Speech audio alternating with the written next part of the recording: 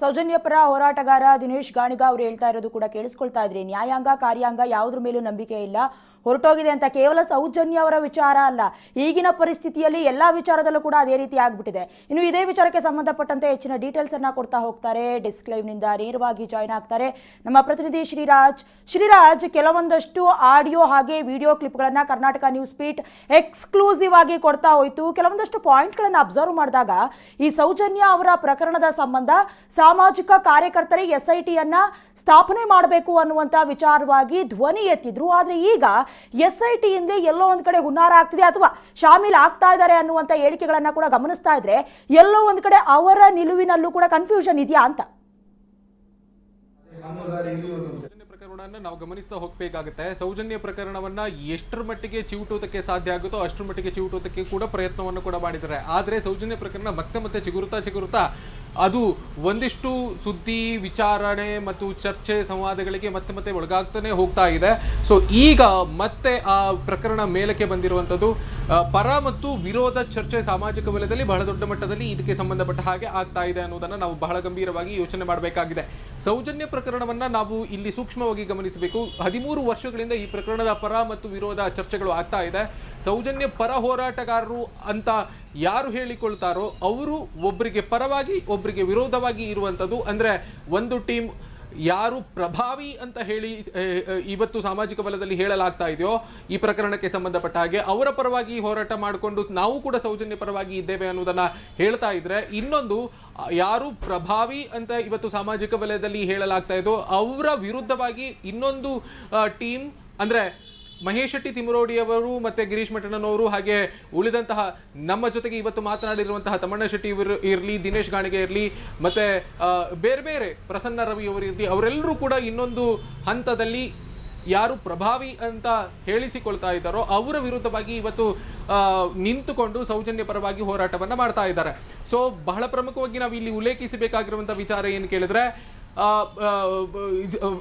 ಚಿನ್ನಯ್ಯ ತಿಮರೋಡಿ ಅವರ ಜೊತೆಗೆ 2023 ಆಗಸ್ಟ್ ರಲ್ಲಿ ಮೊಟ್ಟ ಮೊದಲ ಬಾರಿಗೆ ಭೇಟಿಯನ್ನು ನೀಡ್ತಾರೆ. ಆ ಸಂದರ್ಭದಲ್ಲಿ ತಿಮರೋಡಿ ಟೀಮ್ಗೆ ಈತ ಯಾರು ಅನ್ನೋದು ಕೂಡ ಗೊತ್ತಿರಲ್ಲ ಅಷ್ಟು ಸ್ಪಷ್ಟವಾಗಿ. ಈತ ಧರ್ಮಸ್ಥಳದಲ್ಲಿ ಕೆಲಸ ಮಾಡ್ತಿದ್ದಾನೆ ಅಂತ ಹೇಳ್ಕೊಂಡು ಬಂದು ಇಲ್ಲಿ ಇಷ್ಟೆಲ್ಲ ನಾನು ಶವಗಳನ್ನ ಹೂತಿದ್ದೇನೆ, ಇಷ್ಟೆಲ್ಲ ವಿಚಾರಗಳನ್ನ ಮಾಡಿದ್ದೇನೆ, ಆ ಸಂದರ್ಭದಲ್ಲಿ ಏನೇನೆಲ್ಲ ಆಯ್ತು ಅನ್ನೋದನ್ನ ಬಹಳ ವಿಶೇಷವಾಗಿ ಅಂದ್ರೆ ಬಹಳ ಗಂಭೀರವಾಗಿ ತಿಮರೋಡಿ ಅವರ ಎದುರು ವಿವರಿಸ್ತಾ ಹೋಗ್ತಾನೆ. ತಿಮರೋಡಿ ಅವರ ಮನೆಯಲ್ಲೇ ಆಗಿರುವಂತಹ ಒಂದು ಬೆಳವಣಿಗೆ ಅದು. ಆ ಸಂದರ್ಭದಲ್ಲಿ ಅದನ್ನ ಚಿತ್ರೀಕರಣ ಮಾಡಿಕೊಳ್ಳಲಾಗುತ್ತೆ, ದಾಖಲೀಕರಣ ಮಾಡಿಕೊಳ್ಳಲಾಗುತ್ತೆ. ಆ ದಾಖಲೀಕರಣ ಮಾಡಿಕೊಂಡಿರುವಂತಹ ವಿಡಿಯೋಗಳನ್ನ ನಿನ್ನೆಯಿಂದ ಇವತ್ತು ತಿಮರೋಡಿ ಅವರ ಟೀಮ್ ಈಗ ಸಾಮಾಜಿಕ ಬಲಕ್ಕೆ ಬಿಡಲಾಗ್ತಾ ಇದೆ.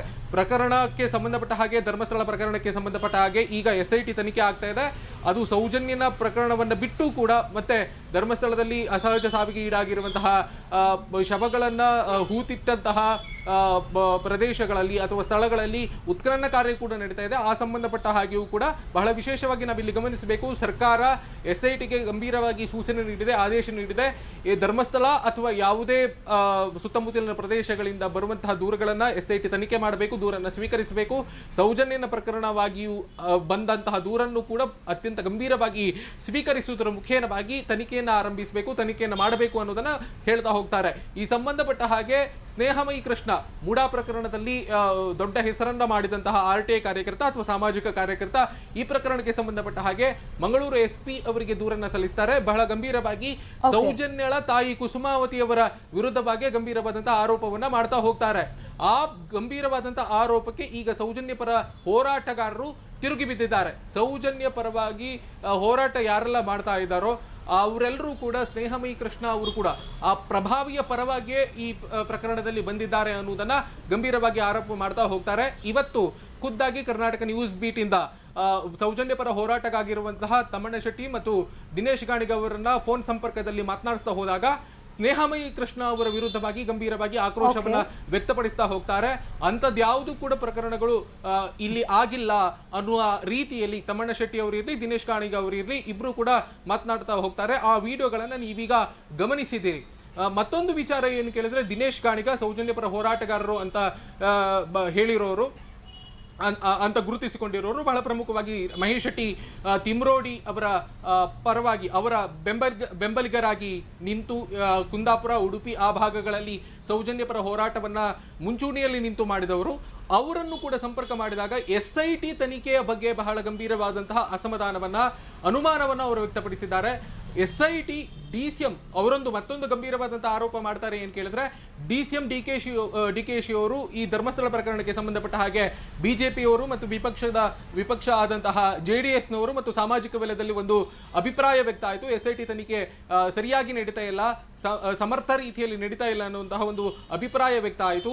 ಆ ಸಂದರ್ಭದಲ್ಲಿ ಸರ್ಕಾರಕ್ಕೆ ಧಕ್ಕೆ ತರಬಾರದು ಅನ್ನುವ ಕಾರಣಕ್ಕೋ ಅಥವಾ ಅವರು ನಾನು ಹಿಂದೂ ಪರವಾಗಿ ಇದ್ದೇನೆ ಅನ್ನುವ ಕಾರಣಕ್ಕೋ DK ಶಿವಕುಮಾರ್ ಅವರು ಒಂದು ಹೇಳಿಕೆಯನ್ನ ನೀಡ್ತಾರೆ. ಆ ಹೇಳಿಕೆ ಬೆನ್ನಲ್ಲಿ ಅಂದ್ರೆ ಧರ್ಮಸ್ಥಳದ ವಿಚಾರಕ್ಕೆ ಸಂಬಂಧಪಟ್ಟ ಹಾಗೆ ಷಡ್ಯಂತ್ರ ನಡೀತಾ ಇದೆ ಅನ್ನುವಂಥ ಹೇಳಿಕೆಯನ್ನು ನೀಡ್ತಾರೆ.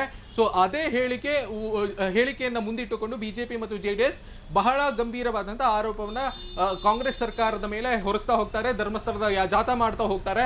ಸೊ ಇದೆಲ್ಲವೂ ಆದ ಬಳಿಕ ಈಗ ದಿನೇಶ್ ಗಾಣಿಗ ಅವರು DCM ಅವರ ಮೇಲೆ DCM ಹಿಡಿತದಲ್ಲಿ SIT ಇದೆ ಅನ್ನುವ ರೀತಿಯಲ್ಲಿ ಅವರು ಅನುಮಾನವನ್ನು ವ್ಯಕ್ತಪಡಿಸ್ತಾ ಇದ್ದಾರೆ.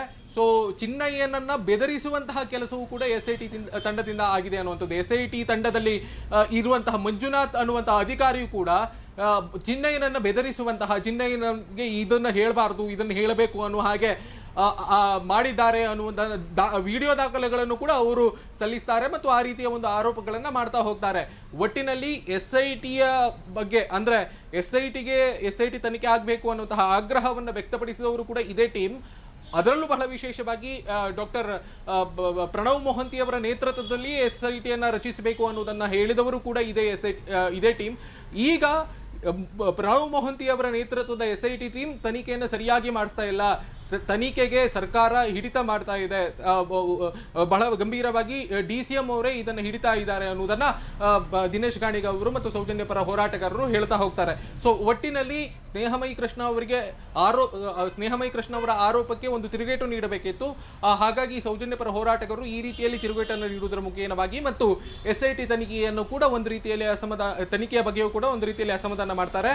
ಮತ್ತೊಂದು ಸೌಜನ್ಯ ಪರ ಹೋರಾಟಗಾರರು ಮುಂದಿನ ನಡೆ ಏನು ಕೇಳಿದಾಗ ಜನಾಂದೋಲನವನ್ನೇ ನಾವು ಮಾಡ್ತೇವೆ, ಜನಾಂದೋಲನದಿಂದವೇ ಎಲ್ಲವನ್ನು ಸಾಧಿಸುವುದಕ್ಕೆ ನಮಗೆ ಸಾಧ್ಯ ಆಗುತ್ತೆ ಅನ್ನೋದನ್ನ ಹೇಳ್ತಾರೆ. ಸ್ವಾತಂತ್ರ್ಯ ಬಂದಿದ್ದು ಕೂಡ ನಮಗೆ ಜನಾಂದೋಲನದಿಂದ ಅಂತ ಅವರು ಹೇಳ್ತಾ ಹೋಗ್ತಾರೆ. ಒಟ್ಟಿನಲ್ಲಿ ಸೌಜನ್ಯ ಪರ ಹೋರಾಟಗಾರರು ಜನಾಂದೋಲನಕ್ಕೆ ಮುಂದಾಗಿದ್ದಾರೆ ಅನ್ನೋದನ್ನ ನಾವು ಇಲ್ಲಿ ಸ್ಪಷ್ಟವಾಗಿ ಗಮನಿಸಬಹುದು. ಡೈನಾ, ಥ್ಯಾಂಕ್ ಯು ಶ್ರೀರಾಜ್ ನಿಮ್ಮೆಲ್ಲ ಡೀಟೇಲ್ಸ್ಗಾಗಿ. ಈಗಾಗಲೇ ಸುಮಾರು 12-13 ವರ್ಷದ ಹಿಂದಿನಿಂದ ಸೌಜನ್ಯರನ್ನ ಕಳ್ಕೊಂಡು ಅವರ ಮನೆಯವರು ದುಃಖದಿಂದ ಕಣ್ಣೀರಿನಲ್ಲಿ ಕೈ ತೊಳೆಯುವಂತಹ ಪರಿಸ್ಥಿತಿ ಎದುರಾಗಿದೆ. ಮತ್ತೊಂದು ಕಡೆ ಸೌಜನ್ಯ ಅವರ ಹೆಣವನ್ನ ಮುಂದಿಟ್ಕೊಂಡು ನಿಜಕ್ಕೂ ಏನಾದರೂ ಹಣವನ್ನ ಅಥವಾ ಹಣದ ವ್ಯಾಪಾರ ಏನಾದರೂ ನಡೆದಿದ್ರೆ ಅವರಿಗೆ ನಾಚಿಕೆ ಆಗಬೇಕು. ಅದೆಲ್ಲದಕ್ಕೂ ಕೂಡ ಶ್ರೀ ಧರ್ಮಸ್ಥಳ ಕ್ಷೇತ್ರದ ಮಂಜುನಾಥನೇ ಉತ್ತರವನ್ನ ಕೊಡ್ತಾನೆ ಅಂತ ಹೇಳ್ತಾ, ಅದೇನೇ ಆಗಿರಲಿ ಸೌಜನ್ಯ ಅವ್ರಿಗೆ ನ್ಯಾಯ ಸಿಗಬೇಕು, ಸತ್ಯಕ್ಕೆ ಸಾವಿಲ್ಲ, ಸುಳ್ಳಿಗೆ ಜಯವಿಲ್ಲ ಅಂತ ಹೇಳ್ತಾ ಇದಾಗಿತ್ತು ಈ ಹೊತ್ತಿನ ವಿಶೇಷ. ನೋಡ್ತಾ ಇರಿ ಕರ್ನಾಟಕ ನ್ಯೂಸ್ ಬೀಟ್, ನ್ಯಾಯ ನಮ್ಮೊಂದಿಗೆ, ನಾವು ನಿಮ್ಮೊಂದಿಗೆ.